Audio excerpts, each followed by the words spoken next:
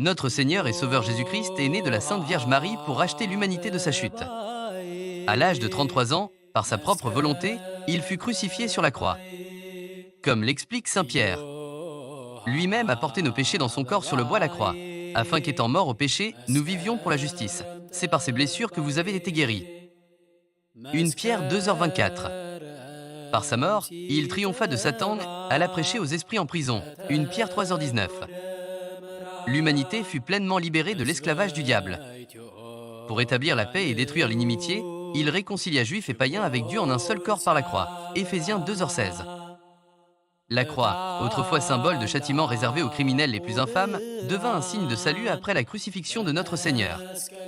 Cependant, certains parmi les Juifs, témoins des miracles accomplis par la croix, décidèrent de la cacher.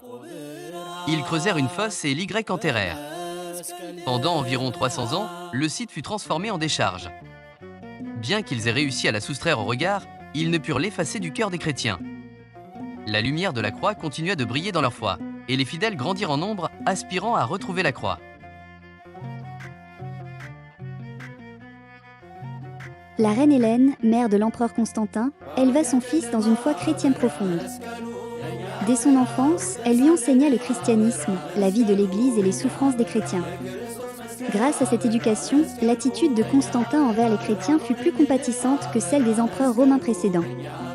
Après être devenu empereur de Rome, Constantin promulgua le premier décret accordant la liberté aux chrétiens, mettant ainsi fin à des siècles de persécution.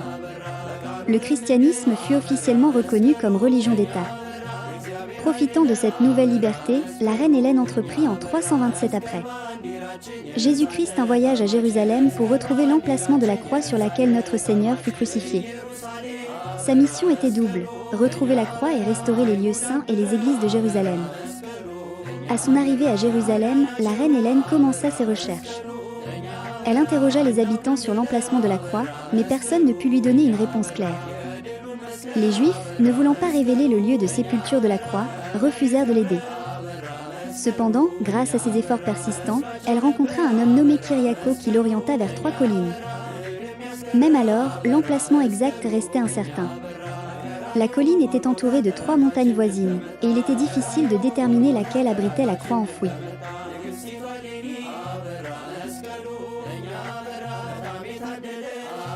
Ne sachant toujours pas sur quelle colline la croix était enterrée, la reine Hélène demanda l'aide divine.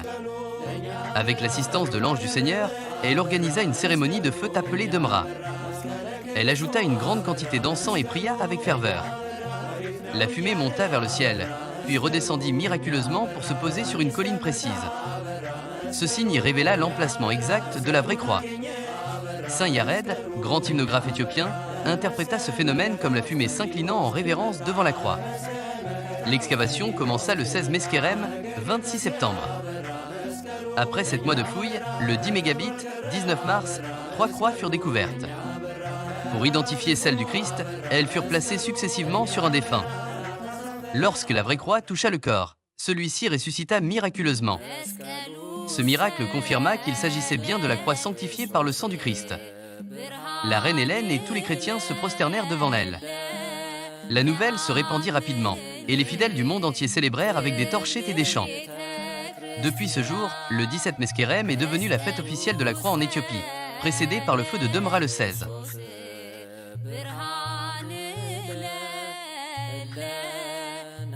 Après avoir été conservée à Jérusalem pendant des années, la relique de la croix devint convoitée par les souverains chrétiens.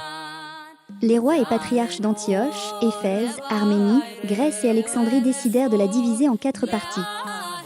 La portion destinée à l'Afrique, le bras droit de la croix, fut confiée au patriarche d'Alexandrie. Elle fut préservée avec honneur et devint source de bénédiction. Le roi éthiopien Daoud II aida les chrétiens d'Égypte à se libérer de l'oppression des Amalécites. En signe de gratitude, le patriarche d'Égypte lui envoya des cadeaux précieux. Mais le roi demanda non pas de l'or, mais la relique de la croix du Christ. Touché par sa foi, l'église copte d'Égypte accorda à l'Éthiopie le bras droit de la vraie croix. En route vers l'Éthiopie, le roi mourut avant d'atteindre le centre du pays. Son fils, l'empereur Héra Jacob, se rendit à Sénar et rapporta la croix et d'autres reliques en 1443 EC. Préparant la construction d'une église à Debré-Biran, Héra Jacob eut une vision. Amber Mesquelier Bidib Meskel, place ma croix sur un lieu en forme de croix. Il chercha à travers l'Éthiopie, mais la vision persistait. Il entra alors dans une retraite de 7 jours, Subae. Une colonne de lumière apparut et le guida vers la montagne de Jichan, dans le district d'Ambazel, province du Wello. Il y arriva le 21 Meskerem 1446 EC, 21 septembre 1453 GC. Émerveillé, il découvrit que la montagne était naturellement sculptée en forme de croix. Il y construisit une grande église et plaça la croix et les reliques dans un lieu d'honneur.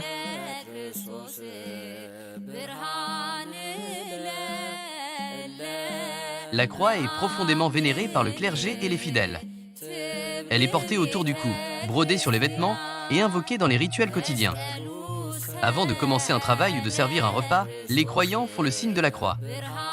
Elle marque le début et la fin de chaque moment de la vie chrétienne, apportant bénédiction et puissance contre le mal et Satan. Comme le dit le roi David, « Tu as donné une bannière à ceux qui te craignent pour qu'elle soit levée contre l'arc. » Psaume 60, 4. Et saint Paul confirme, « Le message de la croix est une folie pour ceux qui périssent, mais pour nous qui sommes sauvés, il est puissance de Dieu. » 1 Corinthiens 1h18. Par la croix, les croyants trouvent la force d'endurer la souffrance en union avec le Christ.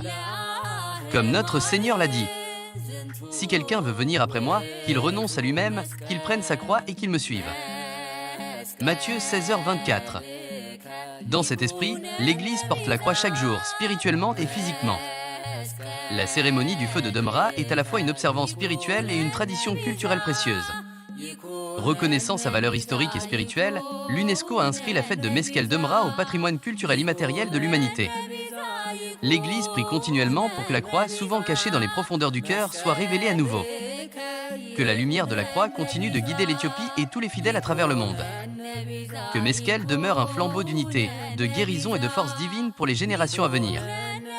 Amen.